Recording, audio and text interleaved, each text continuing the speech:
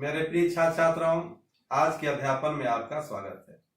आपको मैं पाठ 10 पढ़ाने जा रहा हूं। इसका शीर्षक है गुरुदेव का घर। इसके लेखक निर्मल वर्मा जी हैं। यह पत्र है। इसकी विधा क्या है? पत्र। शीर्षक गुरुदेव।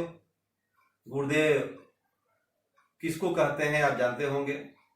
रविन्द्रनाथ टैगोर जी, जनगण मन के रचयिता, हमारे राष्ट्रगान के, उनको हम गुरुदेव कहते हैं। लेखक निर्मल वर्मा जी आधुनिक समय के प्रतिष्ठित लेखक एवं अनुवादक थे। पारंपरिक कहानी को आधुनिकता से जोड़ने का श्रेय आपको जाता है। प्रस्तुत पाठ में लेखक ने पत्र के माध्यम से बंगाल की नैसर्गिक सुषमा, रविन्द्रनाथ टैगोर की जन्मस्थली, कर्मस्थली शांति निकेतन में गुरुदेव की जीवंत स्मृतियां, दिल्ली के अल्पकालिक वसंत का मौसम और जीवन में आत्मनिर्भर रहने, स्वावलंबी रहने व अपने अध्ययन एवं लेखन का संबल बनाने पर प्रकाश डाला है। इस पाठ को मैं आगे पढ़ाने जा रहा हूं। प्रिय छात्रों, लेखक निर्मल वर्मा जी ने जयशंकर जी को पत्र लिखते हुए बताया है, आपके 2 पत्र मिले, मैं शीघ्र उत्तर दे न सका। पिछले दिनों में कोलकाता गया था भारतीय भाषा परिषद के निमंत्रण पर। वहाँ कुछ बहुत पुराने मित्रों से मुलाकात हुई। लोगों की अतिथि सत्कार, अतिथि मतलब जो वहाँ आए हुए थे उनको अतिथि कहते हैं, अतिथि सत्कार और स्नेह सद्भावना से बहुत अधिक अभिभूत हुआ। उन लोगों ने जो अतिथि सत्कार किया उससे काफ़ी मैं अभिभूत था। इस बार काफ़ी लंबी अवधि के बाद कोलकाता जाना हुआ। निर्मल जी बहुत दिनों के बाद कोलकाता गए थे। मैं बहुत उत्सुकता से अपने इस प्रिय शहर को पुनः देखने की प्रतीक्षा कर रहा था। लंबी अवधि होने के कारण वह चाहते थे कि जो उनका अपना प्रिय गुरुदेव का स्थल है, शहर है, उसको वह समीप से जा कर के देखें। कोलकाता से अधिक स्मरणीय और किंचित उदास स्मृति शांति निकेतन की है। स्मृति मतलब याद, जहाँ पहली बार जाने का मौका मिला। लेखक शांति निकेतन अर्थात गुरुदेव के स्थली पर पहली बार गए थे। रविन्द्रनाथ का घर या बहुत से घर जहाँ वह समय समय पर रहते थे, देखते हुए लगता रहा जैसे उनकी आत्मा अभी तक वहाँ कहीं आसपास भटक रही हो। लेखक ने एहसास किया कि वहाँ के हर कणों में आज भी उनकी आत्मा भटक रही है। मैंने बहुत से दिवंगत लेखकों के गृह स्थान यूरोप में देखे थे, लेकिन शांति निकेतन का अनुभव कुछ अनूठा था। अनूठा अर्थात विलक्षण, अद्भुत था। लेखक कह रहे हैं कि यूरोप के बड़े लेखकों के जन्म स्थल पर भी मैं गया था, लेकिन यहाँ जो एहसास गुरुदेव का वहाँ के कण-कण में उनके द्वारा सजाए गए शांति निकेतन में हो रहा था, वो वैसा भान कहीं दूसरी जगह हुआ नहीं। जैसे किसी की अनुपस्थिति वहाँ हर पेड़, घड़ी, पत्थर पर बिछी हो। मैंने वे सब पेड़ हाथों से छुए जिन्हें गुरुदेव रवि बाबू ने खुद रोपा था। आज भी उनके द्वारा रोपे हुए वृक्ष विशाल रूप में अपनी उपस्थिति दर्ज करा रहे हैं, और जिनके नामों का उल्लेख कितनी बार उनके गीतों में सुना था। एक दिन हम शांति निकेतन से कुछ दूर उस ग्राम्य प्रदेश को देखने भी गए जहाँ पावा नदी बहती है। संस्थालों की रम्य झोपड़ियाँ संस्थाल एक जनजाति है जो उत्तरी बिहार, कोलकाता वगैरह, छत्तीसगढ़ के क्षेत्रों में पाई जाती है। रम्य, रम्य मतलब रमणीय, झोपड़ियाँ। रम्य मतलब बहुत सुंदर, जहाँ लगता हो। साल, साल एक प्रकार का वृक्ष है के खेत और पेड़ों से घिरे पोखर। पोखर तालाब सब अलग अलग हैं। पोखर उसे कहते हैं जो चारों तरफ से बंधे से घिरा हो, उसका पानी आता जाता न हो। पोखर सबको देखकर अनायास, अनायास मतलब ऐसे ही। शरद बाबू के बहुत पुराने उपन्यासों का परिवेश याद हो आया। शरद बाबू ने जो अपने उपन्यासों में परिवेश दिया था वह आज आंखों के सामने दिखाई दे दिया। जिन्हें कभी बचपन में पढ़ा था, लेखक शरद बाबू के उपन्यासों को बचपन में पढ़े थे। पश्चिम बंगाल का प्राकृतिक सौंदर्य भारत के अन्य प्रदेशों से बहुत अलग है। पश्चिम बंगाल में वर्षा होती है, वह बंगाल की खाड़ी का समीपस्थ प्रदेश है। वहाँ अधिक वर्षा होने के कारण चारों तरफ हरियाली ही रहती है। बड़ा ही सुरम्य और मनोरम वहाँ का प्राकृतिक सौंदर्य है, जो अन्य प्रदेशों से अपने आप में अलग। कहते हैं मानसून के दिनों में वह और भी अधिक रमणीय हो जाता है। रमणीय, रमण करने योग्य, आकर्षक, सुरम्य हो जाता है। इच्छा होती है वहाँ 1-2 महीने एक साथ रहा जाए, तभी मन की भूख मिट सकती है। वहाँ के प्राकृतिक नैसर्गिक सुरम्यता को देखते आंखें नहीं थकती। अगर एक साथ 2-3 महीने या 1-2 महीने लेखक के मतानुसार अगर रहा जाए तो वहाँ के सौंदर्य को देखते देखते शायद उसकी रमणीयता से तृप्ति हो सके। वैसे इन दिनों दिल्ली पर भी बसंत की अंतिम गुहार गूंजती सुनाई देती है। दिल्ली जो वहाँ से बहुत दूर पश्चिम उत्तर के कोने पर है, हिमालय के दक्षिण, वहाँ भी बसंत की अंतिम गुहार, बसंत ऋतुराज कहते हैं उसे। अंतिम गुहार अर्थात अंतिम समय था बसंत का।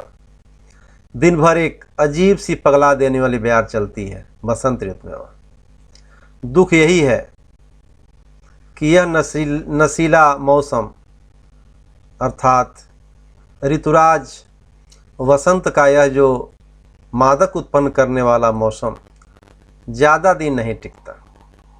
गर्मी एक बिल्ली की तरह उसे अपने पंजों में दबोचने के लिए छिपी रहती है। अर्थात थोड़ा समय रहता है शेष, गर्मी आकर के उस सुंदर नशीले मौसम को हमेशा के लिए समाप्त कर देती है। अर्थात कुछ दिन ही वहाँ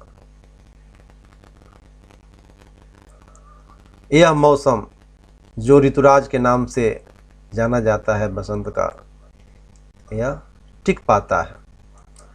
कब तक उसकी खूंखार आंखों से अपने को बचा पाएगा। अर्थात गर्मी की भीषणता उसको लुप्त कर देती है, शीघ्र ही उसे समाप्त कर देती है, बसंत की मादकता को नष्ट कर देती है। आज ही आपका दूसरा कार्ड मिला। निर्मल जी कह रहे हैं जयशंकर जी से, फिर दूसरा पत्र लिख रहे हैं, उसमें बोल रहे हैं कि आज आपका दूसरा कार्ड मिला। यह जानकर प्रसन्नता हुई कि आपको हिंदी साहित्य सम्मेलन में मेरा दिया वक्तव्य ठीक लगा। वक्तव्य मतलब जो निर्मल जी ने बोला था उसे मैंने धीरे धीरे बीमारी के दौरान लिखा था। इसलिए उसके बारे में ज़्यादा आश्वस्त नहीं था कि मैंने आश्वस्त मतलब आश्वस्त नहीं था कि मैंने अच्छा बोला होगा। पिछले 3-4 वर्षों से हर बार मैं अध्यक्षीय भाषण देना टालता रहा था। एक बार तो उस संक्षिप्त सम्मेलन व अधिवेशन का गोवा में आयोजन किया गया था, जहां मेरे जाने की उत्कट इच्छा थी।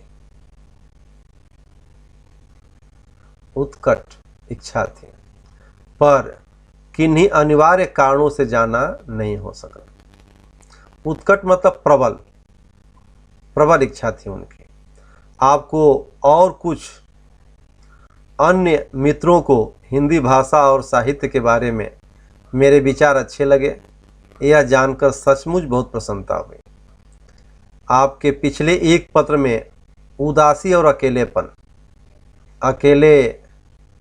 एकाकीपन में व्यक्ति उदास ही रहता है। जयशंकर जी अपने एकाकी होने के कारण जो मायूसी थी उसको उन्होंने हल्का सा संकेत दिया था पत्र में। वही लेखक बता रहे हैं, जिसने मुझे काफ़ी परेशान किया। अर्थात लेखक निर्मल वर्मा जी को उनके एकाकीपन और उससे उत्पन्न उदासी के दबे स्वर ने परेशान कर दिया। मैं सोचता हूँ आपको अब बहुत कुछ अपने जीवन का दूसरे पर निर्भर न रहकर दूसरे पर अवलंबी होना, स्वयं अपने काम, अध्ययन और लेखन का संबल बनाना होगा।